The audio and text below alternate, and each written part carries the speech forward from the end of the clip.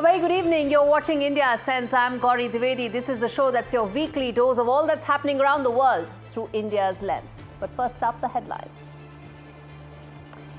Uncertainty in Bangladesh continues as the army chief issues a stark warning that the anarchy in the country is due to the political squabbling, even as he pushes the Yunus government to expedite ports.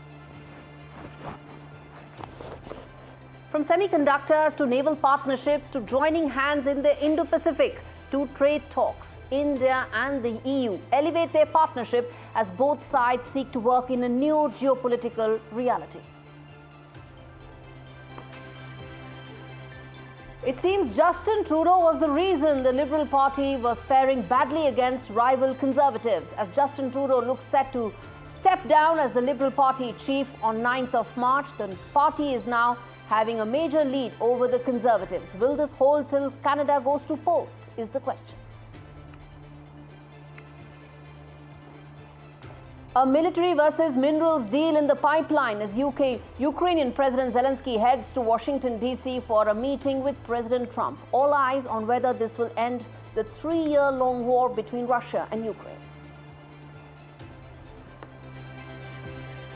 And the Mahakumbh comes to an end. Over 65 crore devotees taking a dip in the holy Sangam. It is the world's largest spiritual and holy gathering in Uttar Pradesh that concludes.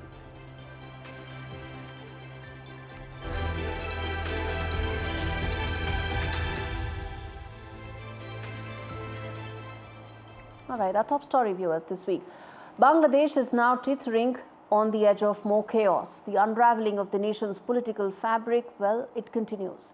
The recent student-led uprising, which ousted Prime Minister Sheikh Hasina, ignited a series of events that have led the country to the brink of an all-out crisis. And Bangladesh is now caught in a fierce struggle for power, and the army chief has also now weighed in. In fact, he has made it clear that the situation is dire. Army chief has warned that Bangladesh is on the verge of total anarchy, its sovereignty at risk due to internal squabbles. The infighting is because of all players want to take credit for Sheikh Hasina's ouster and want to be the primary beneficiary of this political transition. Speaking at an armed forces function, General Zaman expressed deep concern over the growing lawlessness, citing a breakdown in the police force and widespread violence. He blamed the political instability, stating that the country's anarchy is a product of its own doing. The army chief's chilling warning, which is that if you continue fighting amongst yourselves, the independence and the integrity of the country will be at risk. It underscores the growing inevitability of a military intervention. Maybe the army chief is setting the stage for such a possibility. Bangladesh has been a very successful democracy in Islamic countries, but it has also witnessed its fair share of military coups. On your screens are some of those military coups that did take place in that country. Army's increasing involvement in daily governance and law enforcement hints that a coup could be a possibility once again. As political parties continue to play a game of tug-of-war over power, the military might sees itself as the only possible institution that is capable of preventing a total breakdown. And Mohammad Yunus would do well to pay heed to his army chief's advice, which is to hold elections soon. Do not delay the political transition because it's hurting Bangladesh. And it's not just the bickering between all stakeholders, but it's the prospect of more violence, viewers. After all, the Operation Devil Hunt that was announced recently has rounded up the last of the dissident voices left in Bangladesh, but hasn't ended the violence in the country.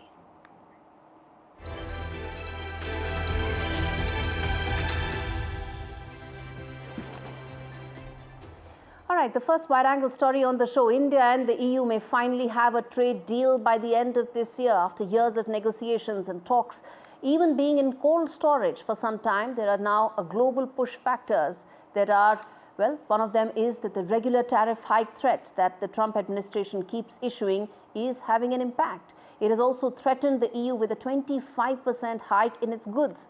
Another push factor for the EU is the need to be part of the biggest growth story, and that is India. It is the world's fastest growing economy, and greater trade and investment for the EU makes a lot more sense. In fact, it also is holding and has held detailed investment talks, wants to have deeper supply chain linkages between India and the EU.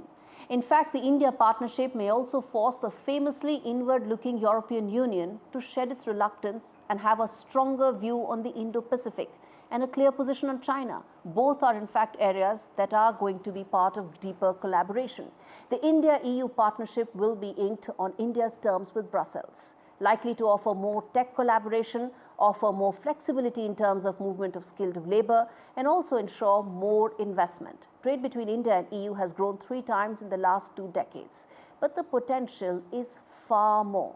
And a protectionist America is likely to bring India's other trade partners closer and more amenable to closing contentious trade talks that haven't been so for a really long time.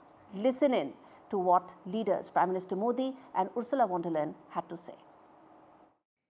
हमने अपनी teams को एक पारस्परिक लाभकारी bilateral free trade agreement को FTA को इस वर्ष के अंत तक संपन्न करने का निर्देश दिया है। फ्रेंड्स, टेक्नोलॉजी और इनोवेशन के क्षेत्र में एक ट्रस्टेड और सिक्योर वैल्यू चेन हमारी साझी प्राथमिकता है। Semiconductor, AI, high performance computing और 6G में सहयोग बढ़ाने पर भी सहमति बनी है। Businesses and people want to work together. And one of the best examples of this partnership is the new Federation of European Businesses in India. It brings together 6,000 EU companies, which have created 8 million direct and indirect jobs in this economy. Now we have tasked our teams to build on this momentum and finalize our free trade agreement before the end of the year. We're expecting a lot of our trade negotiators. We told them they should surprise us.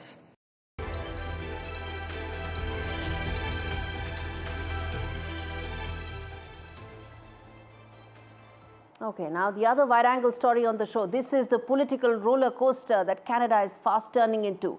Recent polling shows that the ruling Liberal Party is now mounting an unexpected comeback, despite a string of early setbacks.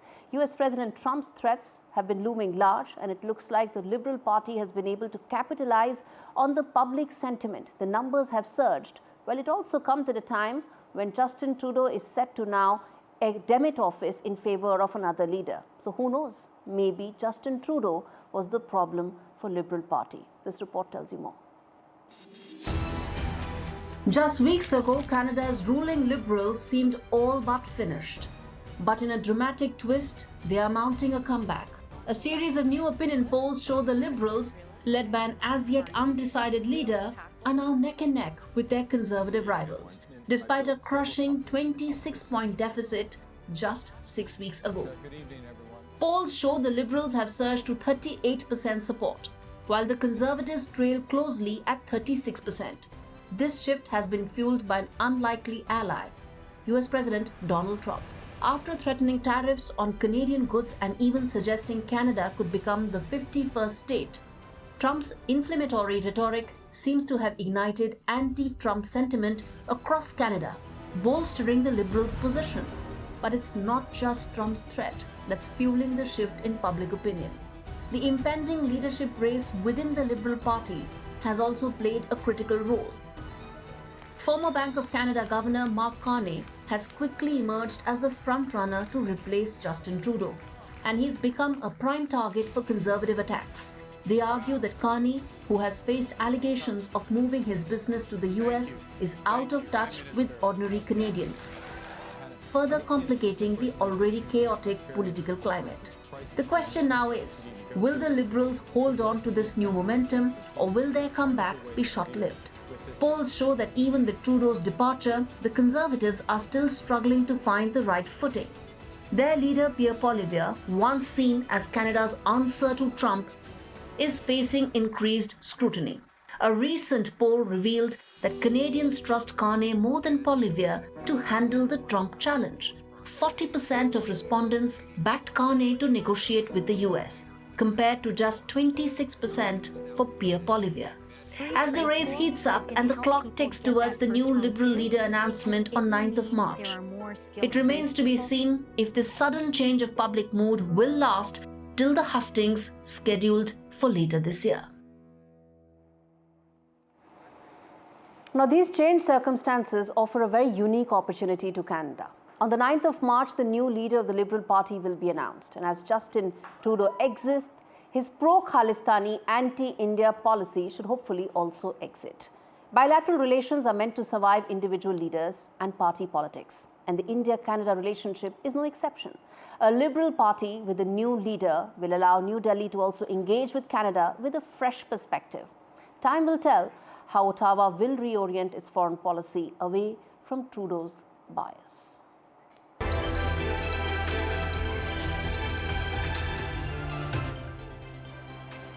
All right, moving on, viewers. In Tibet, China's controversial boarding schools may be conducting cultural genocide, systematically erasing Tibetan identity through forced indoctrination of children as it wants to control the next generation of Tibetans. Chinese are also trying to control how the Tibetans choose their spiritual leader. This report tells you just what all is at stake for Tibet here.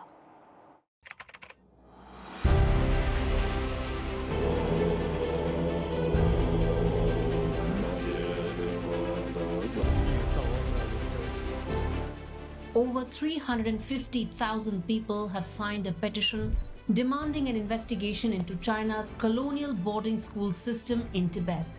Nearly 1 million Tibetan children are being forcibly separated from their families, subjected to a curriculum designed to erase their language, culture, and identity. These institutions are not schools. They are tools of cultural genocide disguised as education. Tibetan advocacy groups warn that China's assimilation campaign is reaching alarming levels.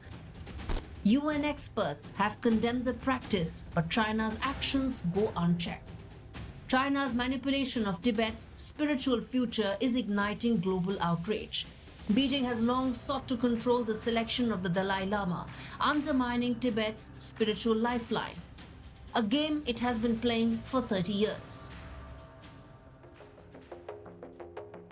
In 1995, China abducted the true Panchen Lama, whose spiritual authority is second only to that of the Dalai Lama, leaving the real Panchen Lama as one of the longest-serving political prisoners.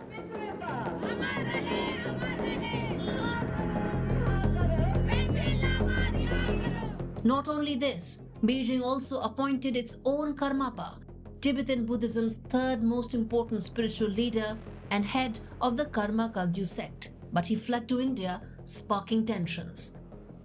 For over 600 years, Tibetans have chosen their leader based on spiritual science. Yet, Beijing insists that only it has the authority to select the next incarnation of the Dalai Lama. A move that could rob Tibet of its cultural and spiritual lifeline. A clear effort to place a puppet in control of Tibetan Buddhism.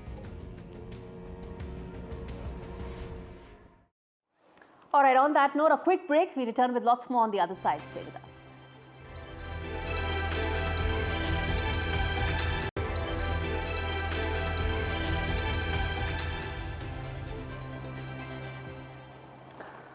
Welcome back. This is India Ascends. Let's now take a look at the other big story, which is the Trump-Zelensky meeting that is likely to take place. Ahead of the meeting, Trump holds all cards and stakes, and Trump's terms rise ahead of meeting with Zelensky. US-Ukraine set to ink a rare earth minerals deal, and will Trump be able to negotiate a quick end to the Ukraine war is the key question that we are asking. Well, the agreement is set to grant the US access to Ukraine's rare earth mineral deposits and may promise a windfall. But it's no free lunch when it comes to Kiev. But there's every reason for Donald Trump to be looking at a possible minerals deal. Ukraine holds 6% of global graphite reserves. It holds one of Europe's largest lithium reserves, which is estimated at about 500,000 metric tons.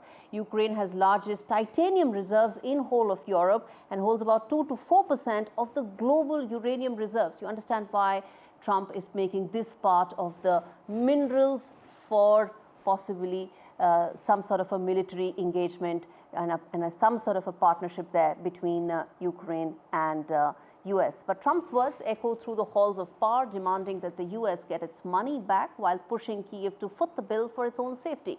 Zelensky, which has been caught between the economic carrot and the security stick, is left to navigate a deal that will make some strides towards rebuilding Ukraine, given the fact that there's also an investment fund that is being proposed, an investment fund which, of course, Ukraine will also have to fund. All of it will not be funded by the US, but with the US sitting firmly in the driver's seat. As Zelensky hopes for a NATO path, Trump's rhetoric makes it clear he's not one to play by anyone's rules, but his own. Despite assurances and reassurances, the deal leaves Ukraine exposed. The safety net remaining little more than a fragile promise in this high-stakes game. Trump remains the puppeteer, and Zelensky, despite his role in this global chess match, is ever at his beck and call.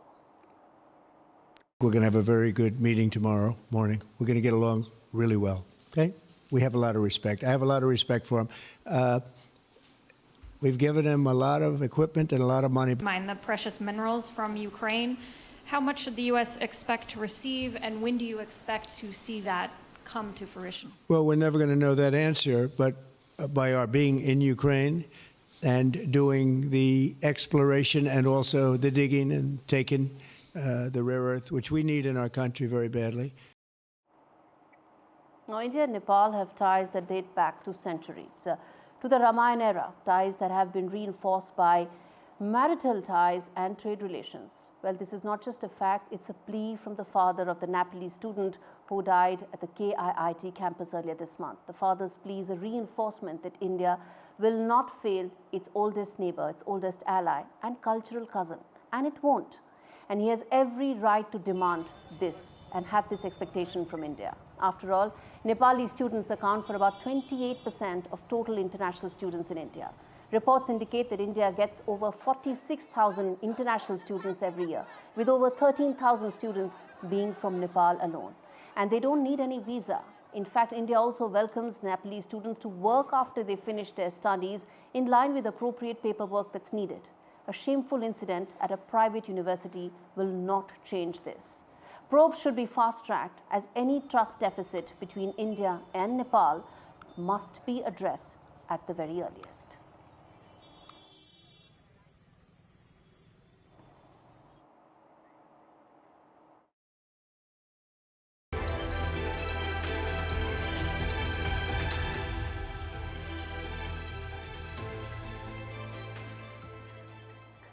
Quick take segment on the show. Positive news coming in for the Indian economy. There's been a recovery in the third quarter. GDP growth has come at 6.2%, driven by a good monsoon and continued government spending. This marks a recovery from the previous quarter's 5.4%, highlighting the resilience of rural consumption. But even as the economy powers ahead, challenges loom large. A widening fiscal deficit, now at 11.7 lakh crore rupees, raises concerns about the country's fiscal health. Meanwhile, uncertainty over trade policies, especially potential US tariffs, cast a shadow over future prospects. A 6.5% growth forecast for FY25 is still likely to make India the world's third largest economy by 2030.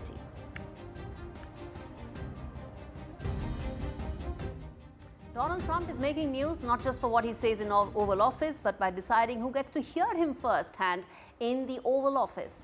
In a break from a departure from what is the tradition, where a few elite media outlets decided who attends President's address in smaller and restricted spaces, that prerogative has, which was till now with the White House Association, now lies with the White House. It was earlier with the White House Correspondents Association. The move has been condemned by those impacted the most: Reuters, Associated Press and Bloomberg, or in Trump lingo, the legacy media. In an open letter, they have in fact expressed this.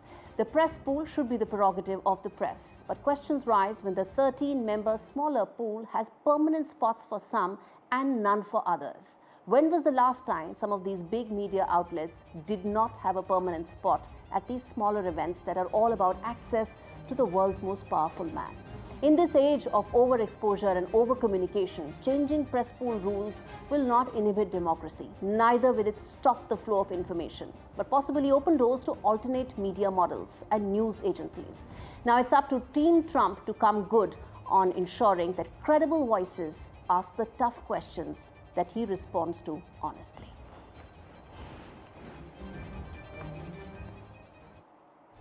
With that, it's a wrap on this edition of India Sense. Thanks so much for watching.